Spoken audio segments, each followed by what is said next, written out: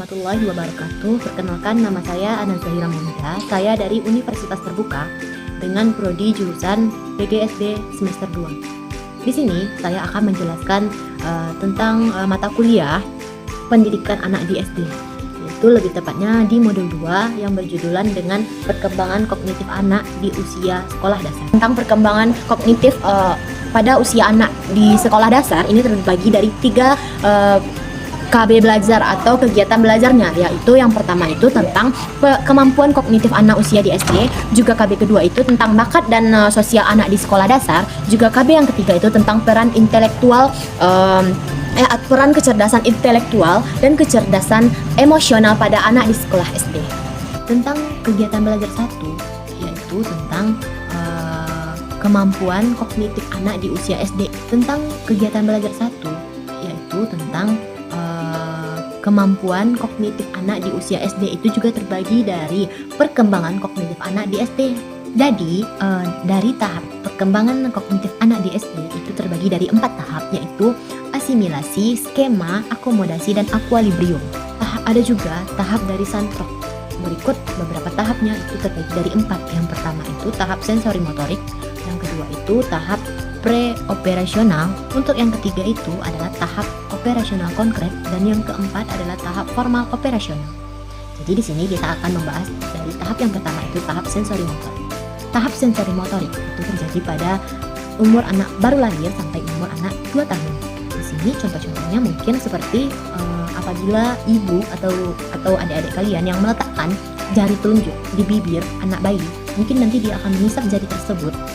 Untuk tahap yang kedua itu tahap praoperasional. Tahap ini terjadi ketika anak mulai dari umur 2 tahun sampai anak berumur 7 tahun. Jadi contoh-contoh tahap anak di sini, anak sudah mulai mencoret-coret dinding, juga anak sudah mulai berbicara dengan fasih, berbicara dengan benar, dan anak di sini juga masih membutuhkan kontrol orang tua. Untuk tahap ketiga itu tahap operasional konkret. Pada tahap ini anak mulai dari anak usia 7 sampai 11 tahun. Di tahap ini anak sudah mulai bisa memecahkan masalahnya sendiri, dan juga di sini anak sudah mulai memahami ruang dimensi dirinya sendiri. Untuk tahap keempat itu tahap formal operasional. Itu terjadi ketika anak umur lebih dari 11 tahun.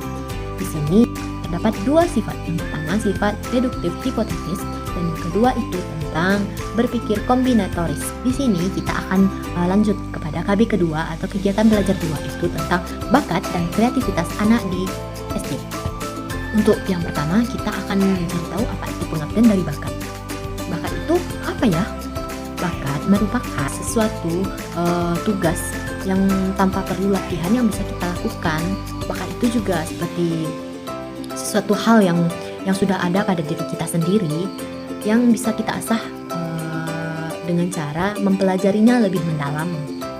Untuk bagian kedua itu adalah bakat potensi yang dapat dikembangkan.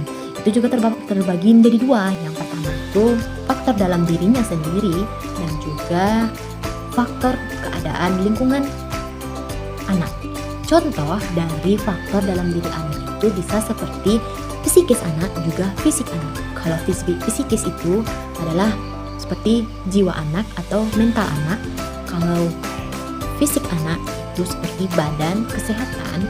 Untuk faktor lingkungan itu bisa disebabkan oleh faktor ekonomi, keluarga, juga lingkungan, juga sarana dan prasarananya.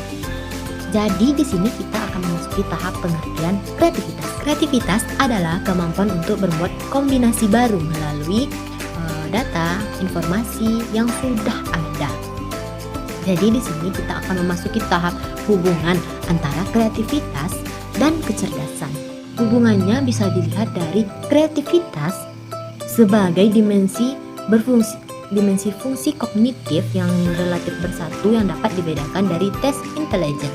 Untuk tahapan selanjutnya itu tentang belajar dan berpikir kreatif. Ini juga ada beberapa cara yang dikemukakan oleh Munandar. Di antaranya yang pertama, menciptakan lingkungan yang merangsang belajar kreatif.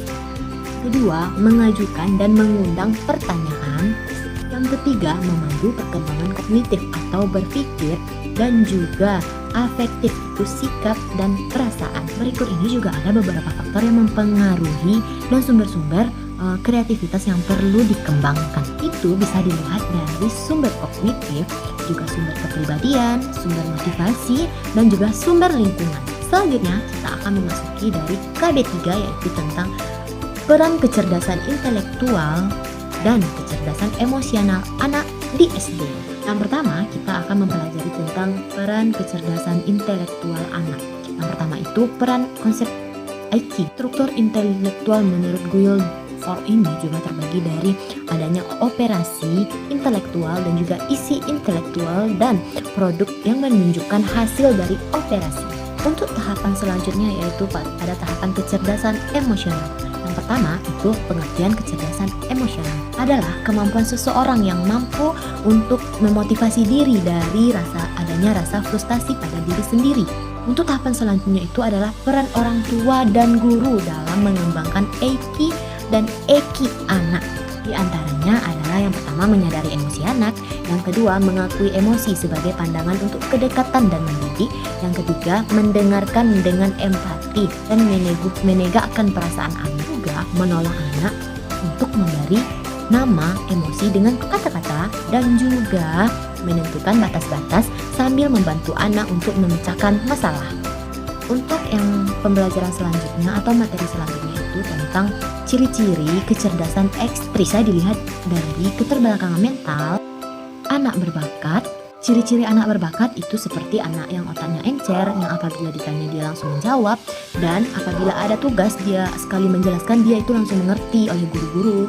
Indikator anak berbakat dan asal-usul keterbakatan. Baik, itu saja materi yang bisa saya sampaikan. Apabila ada kesalahan dalam pengucapan saya, mohon dimaafkan. Wabillahi taufiq wal hidayah. Assalamualaikum warahmatullahi wabarakatuh. Dadah.